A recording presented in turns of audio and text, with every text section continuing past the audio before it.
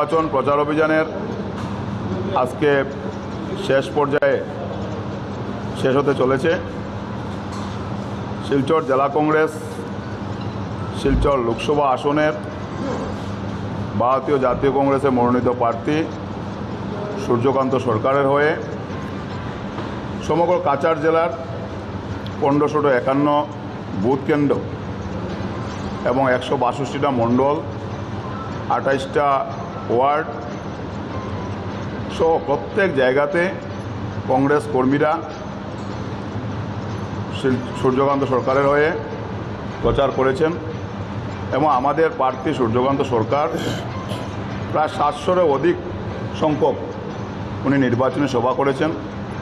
তাছাড়া আমার জেলা কংগ্রেসের নেতৃত্ব, প্রদেশ নেতৃত্ব, প্রদেশ কংগ্রেসের সভাপতি সম্মানীয় ভূপেন বরা মহাশয় এবং কালকে অন্তিম পর্যায়ে ভারতবর্ষের যুবনেতা গৌরব গগৈজি উনি এসে শিলচর শহরে পদযাত্রা করেছেন। এছাড়াও এআইসিসির সম্পাদক পৃথ্বীরাজ প্রভাকর সাটেজি, আসাম প্রদেশ কংগ্রেসের কার্যকরী সভাপতি জাকির হোসেন শিকদার,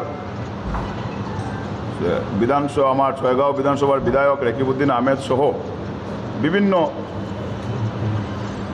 রকিবুল হোসেন সহ আমার এআইসিসির মুখপাত্র মহিমা সিং, এআইসিসি এবং এপিসিসির নেতারা শিলচর লোকসভা আসনে এসে প্রচার চালিয়ে গেছেন। আজকে অন্তিম পর্যায়ে আপনাদের মাধ্যমে আমরা শিলচরবাসীকে অবগত করতে চাই এবং ধন্যবাদ দিতে চাই যেভাবে এবার কংগ্রেস প্রার্থীকে এবং কংগ্রেস দলকে মানুষ স্বতঃস্ফূর্তভাবে সাড়া দিয়েছে, যেভাবে আমাদের প্রত্যেকটা প্রচারে সাধারণ জনগণ থেকে শুরু করে কংগ্রেস কর্মীরা উৎসাহের সহিত যেভাবে আমাদেরকে সাহায্য সহযোগিতা করেছেন এবং গতকালকে যে আমাদের শিলচর শহরে যে পদযাত্রা ছিল সেই পদযাত্রায় আমি শিলচরের সহ কাছাড় জেলার প্রত্যেক সম্মানীয় ভোটারদেরকে, জনগণকে আমি ধন্যবাদ দিতে চাই এবং সাংবাদিক বন্ধুদেরকে ধন্যবাদ দিতে চাই যে আপনারা যেভাবে কালকে আমাদের এই পদযাত্রা যেটা একটা মহা মিছিলের রূপ নিয়েছিল এবং আপনারা আমাদেরকে অনেক সহযোগিতা করেছেন। প্রশাসনকে আমি ধন্যবাদ জানাই, প্রশাসনের পক্ষ থেকে আমাদেরকে যথেষ্ট সহযোগিতা করা হয়েছে। এই পদযাত্রাটা একটা জিনিস নির্বাচনের প্রাক মুহূর্তে নির্বাচনের পূর্বাভাস দিয়েছেন, যেভাবে মানুষ স্বতঃস্ফূর্তভাবে কালকে এই পদযাত্রায় সামিল হয়েছিল সেটা থেকে আমরা 100% আশাবাদী যে কাছাড়ের সম্মানীয় ভোটাররা এবার উন্নয়নের স্বার্থে, বরাক উপত্যকার উন্নয়নের স্বার্থে বরাক উপত্যকার স্বচ্ছ ভাবমূর্তিকে শিলচর লোকসভা কেন্দ্রে একজন স্বচ্ছ ভাবমূর্তি থাকা সম্পূর্ণ ব্যক্তি সূর্যকান্ত সরকারকে বিপুল ভোটে জয়ী করবেন।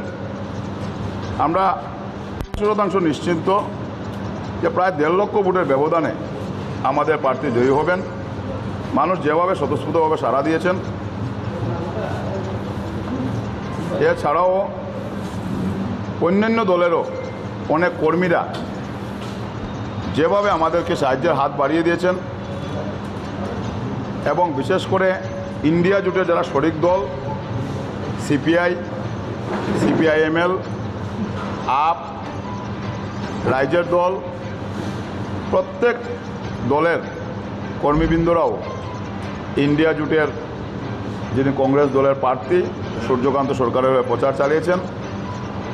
তাই আমি প্রত্যেক রাজনৈতিক দলের যারা কর্মীরা আমাদের সাথে হাতে হাত মিলিয়ে আমাদের সাথে কাজ করেছেন, আমাদেরকে সাহায্য সহযোগিতা করেছেন, আমি ওনাদেরকেও ধন্যবাদ জানাই এবং যেভাবে আমরা স্বতঃস্ফূর্তভাবে সাড়া পেয়েছি শিলচর আসন জেতা শুধু সময়ের অপেক্ষা। দৃঢ় বিশ্বাস রাখি যে 26 তারিখের নির্বাচনে ওনাদের আশীর্বাদ আমার অনুকূলে যাবে এবং ওনাদের আশীর্বাদে আমি ওনাদের সেবার যোগ্য হয়ে উঠব।